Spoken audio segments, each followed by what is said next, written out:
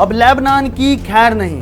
Israel के gun point पर Lebanon. आतंकवादी नसरुल्लाह की मौत के बाद लेबनान में इजराइल की सेना ने धावा बोल दिया है और जमीनी हमला शुरू कर दिया है।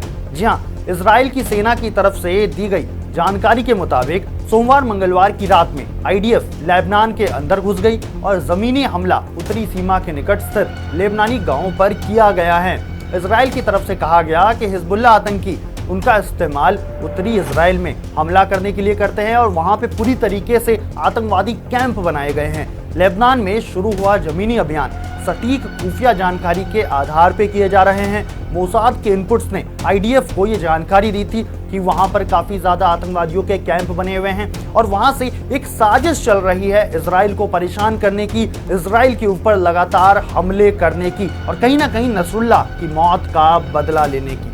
आईडीएफ ने अपनी जमीनी हमले की शुरुआत लेबनान के उत्तरी सीमा के पास से की है। इस जमीनी अभियान के लिए आईडीएफ के सैनिकों ने हाल के महीनों में काफी तैयारी भी की।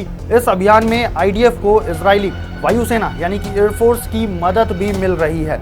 जानकारी के लिए बता दें कि साल 2006 के बाद पहली बार इजरायली सेना लेबनान के अंदर घुसी है और ये काफी बड़ी बात हो सकती है। देखा जाए तो इजरायली आईडीएफ की तरफ से लेबनान के सीमा के अंदर शुरू हुए ग्राउंड अटैक को लेकर अमेरिका का भी अब स्टैंड सामने आ गया है, उनका भी बयान अब सामने आ गया है। अमेरिकी विदेश विभाग के प्रवक्ता मैथ्यू मिलर ने मीडिया से बात करते हुए कहा कि इजराइल ने हमें बताया है कि वो सीमा के पास हिजबुल्लाह के सीमित ढांचे को निशाना बनाकर अभियान चला रहे हैं। इससे पहले हिजबुल्लाह नेता नसरुल्लाह पर किए गए हमले को लेकर अमेरिका ने यह कहा था कि उसे इस हमले के बारे में पहले से कोई जानकारी नहीं दी गई थी।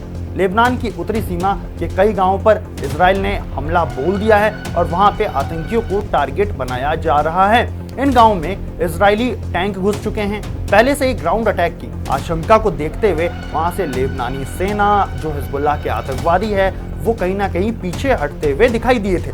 जानकारी के मुताबिक लेबनानी सेना ने सोमवार को रात 9 बजे के आसपास से ही उस बॉर्डर से पीछे हटना शुरू कर दिया था। वहीं ग्राउंड अटैक शुरू होने से पहले सोमवार रात को आईडीएफ के प्रवक्ता अविचाई अद्राई की तरफ से अरबी भाषा में एक बयान जारी करके वहां के लोगों को उस स्थान को खाली करने के लिए चेतावनी भी दे दी गई थी। अब इजराइल के इन अटैक से लेबनान को आखिर कौन बचाता है ये देखने वाली बात होगी, लेकिन ये तो निश्चित है कि अब हिजबुल्लाह के लिए बुरा समय शुरू हो चुका है। आज के लिए हमारे साथ इतना ही। ऐसी देश और दुनिया की तमाम बड़ी खबरों को देखने के लिए देखते रहिए हिंदी खबर।